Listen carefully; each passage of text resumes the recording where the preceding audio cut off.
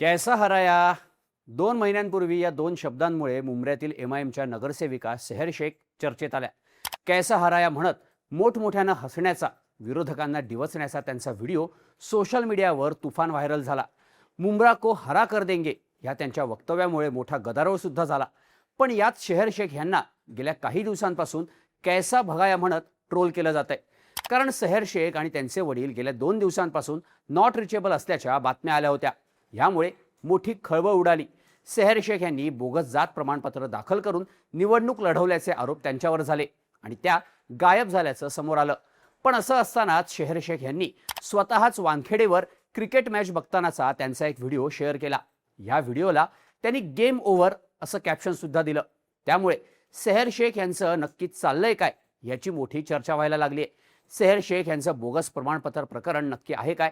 त्यांचं नगरसेवक पद धोक्यात असल्याची चर्चा का होते पाहूया त्या व्हिडिओमधून. नमस्कार, मी शार्दूल आणि तुम्ही बघताय बोलभिडू. सगळ्यात आधी सेहर शेख यांच्यावर बोगस प्रमाणपत्र सादर केल्याचे आरोप का होत आहेत ते बघूयात.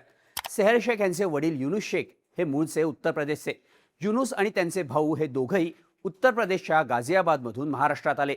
मुंब्र्यातून युनुस शेख यांनी आपल्या स्थानिक राजकारणाला सुरुवात केली. राष्ट्रवादी काँग्रेसचे नेते जितेंद्र आव्हाड यांचे खास मित्र म्हणून ते ओळखले जायचे. सेहर शेख सुद्धा राष्ट्रवादी काँग्रेसमधून पक्षाचं काम करत मुंब्र्यात सक्रिय झाल्या. पण आव्हाडांमुळे सेहर शेखना ठाणे महापालिकेचं तिकीट मिळालं नसल्याचा आरोप युनुस शेख यांनी केला. त्यांनी एमआयएम मधून सेहर यांना तिकीट मिळवून दिलं. मुंब्र्यातील वॉर्ड क्रमांक 30 मधून सेहर शेख ठाणे महापालिकेवर नगरसेविका म्हणून निवडून आल्या. पण त्यांचं हेच नगरसेवक पद आता धोक्यात आल्याची चर्चा आहे.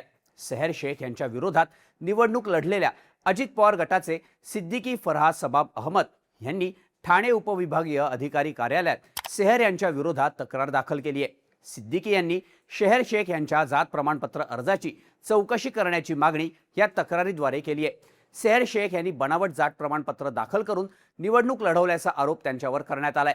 माध्यमांनी दिलेल्या बातम्यांनुसार सिद्दीकी यांनी केलेल्या तक्रारीवरून ठाण्याचे तहसीलदार उमेश पाटील यांनी सुनावणी केली. तहसीलदारांकडून याबाबतचा अहवाल ठाणे उपविभागीय अधिकाऱ्यांकडे पाठवण्यात आलाय. या अहवालात सेहर शेख यांच्या जात प्रमाणपत्रात काही त्रुटी आढळल्याचं सांगण्यात आलंय.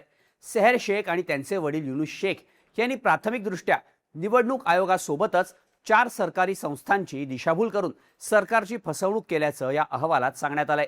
युनुस शेख यांनी सुद्धा 2011 मध्ये घेतलेलं ओबीसी प्रमाणपत्र नियमाला धरून नसल्याचं प्राथमिक चौकशीत समोर आल्याचं सांगितलं जात आहे. युनुस शेख हे गाझियाबादमधून महाराष्ट्रात स्थलांतरित झालेत.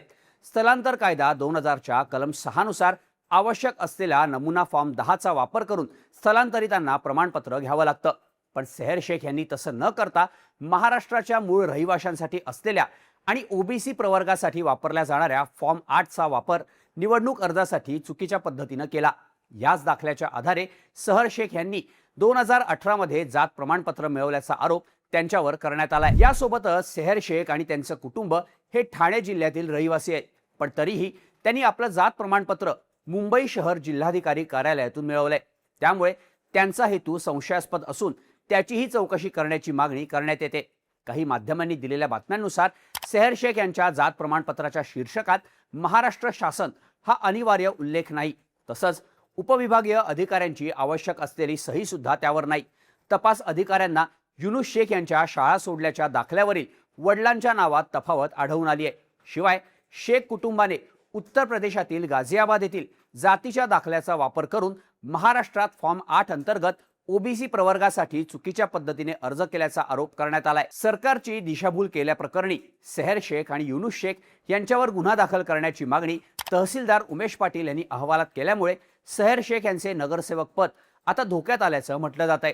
त्यामुळे सेहर शेख यांचं राजकीय करिअर सुरुवातीलाच संपणार का अशी चर्चा व्हायला सुरुवात झाली आहे. दरम्यान याबाबतचे सगळे आरोप सेहर शेख आणि त्यांच्या पक्षाकडून फेटाळण्यात आलेत. आपल्यावर झालेल्या आरोपांनंतर सेहर शेख यांनी सोशल मीडियावर एक पोस्ट केली होती.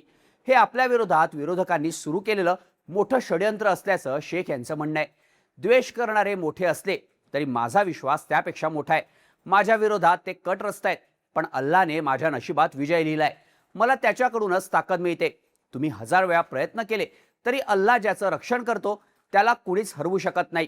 कठीण काळातल्या प्रत्येकाला हेच सांगेन की आशा सोडू नका, विश्वास ठेवून पुढे वाटचाल करा असं शेहर शेख यांनी आपल्या पोस्टमध्ये सांगितलं होतं. पण याबाबत शेहर शेख किंवा युनुस शेख यांच्याकडून अजूनपर्यंत माध्यमांसमोर येत कोणतीही उघड प्रतिक्रिया देण्यात आली नाही.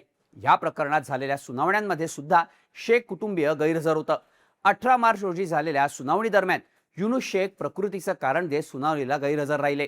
त्यांच्या कायदेशीर सल्लागारांनी तपासणीसाठी विविध कागदपत्र सादर केली होती. पुढील पडताळणीसाठी 23 मार्च रोजी पुढील सुनावणी आयोजित करण्यात आली होती. त्यावेळी सुद्धा शेहर यांच्या प्रमाणपत्रात काही त्रुटी असल्याचं पुन्हा एकदा नमूद करण्यात आलं होतं. गुरुवार 16 एप्रिलला शेहर शेख पत्रकार परिषद घेऊन आपलं म्हणणं मांडतील असं सांगण्यात आलं होतं. पण तसंही अजूनपर्यंत काही झालेलं नाही. दरम्यान या सगळ्या आरोपांनंतर शेहर शेख आणि युनुस शेख हे दोघंही नॉट रिचेबल असल्याच्या बातम्या आल्या. त्यामुळे कैसा हरायाचं कैसा भगाया झालं का अशी खोचक टीका व्हायला सुरुवात झाली. पण MIMचे जिल्हाध्यक्ष आणि महापालिकेतील गटनेते सैफ पठाण यांनी त्यांचा बचाव केला होता. शेहर शेख हिच्या जवळच्या नातेवाईकांचा मृत्यू झाला असून ती त्यासाठी मुंबईला गेली असून ती दुःखात आहे अशी प्रतिक्रिया सैफ पठाण यांनी प्रसारमाध्यमांना दिली होती. पण शेहर शेख यांनी आपल्या पक्षाच्या जिल्हाध्यक्षांना तोंडघाशी पाडल्याचं आता समोर आलंय. नातेवाईकांच्या निधनामुळे शेहर शेख दुःखात असल्याचं जिल्हाध्यक्ष सैफ पठाण यांनी सांगितलं होतं. पण शेहर शेख यांनी मात्र गुरुवारी झालेल्या मुंबई इंडियन्स विरुद्ध पंजाब किंग्सच्या वानखेडेतील IPL सामन्यातला एक व्हिडिओ सोशल मीडियावर शेअर केला. यात त्या स्टेडियमच्या गॅलरीत उभ्या राहून मॅचचा आनंद घेत असताना दिसतायत. तसंच गेम ओव्हर असं कॅप्शन टाकत त्यांनी हा व्हिडिओ शेअर केलाय. दरम्यान शुक्रवारी सकाळी युनुस शेख यांनी काही माध्यमांशी संवाद साधला. आपल्यावर होत असलेले आरोप खोटे असून तहसीलदारांनी दिलेला अहवाल चुकीचा असल्याचं त्यांनी माध्यमांना सांगितलंय.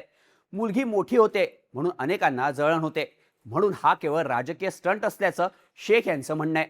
युनुस शेख यांनी शुक्रवारी मुंब्रा पोलीस ठाण्यात आपला जबाब सुद्धा नोंदवलाय. शेहर शेख आणि युनुस शेख यांचं मुंब्र्यातील कार्यालय सुद्धा आता उघडण्यात आलं असून 2च दिवसात पत्रकार परिषद घेऊन आपली भूमिका स्पष्ट करू, करारा जवाब मिलेगा असं युनुस शेख यांनी माध्यमांशी बोलताना सांगितलं. या प्रकरणात अंतिम निर्णय चौकशी पूर्ण झाल्यानंतर येणार आहे. त्यामुळे सध्या सगळ्यांचंच लक्ष तपास यंत्रणांच्या पुढील तपासाकडे लागलंय. आता शेहर शेख यांचं नक्की काय होणार? जर त्यांचं जात प्रमाणपत्र बनावट असल्याचं सिद्ध झालं तर त्यांचं नगरसेवक पद तात्काळ रद्द होऊ शकतं. तसंच शेहर शेख आणि त्यांचे वडील युनुस शेख यांच्यावर कायदेशीर कारवाई सुद्धा होण्याची शक्यता आहे. तुम्हाला काय वाटतं? कैसा हराया म्हणत प्रसिद्ध झालेल्या शेहर शेख यांचं राजकीय करिअर सुरुवातीलाच ओव्हर होणार का?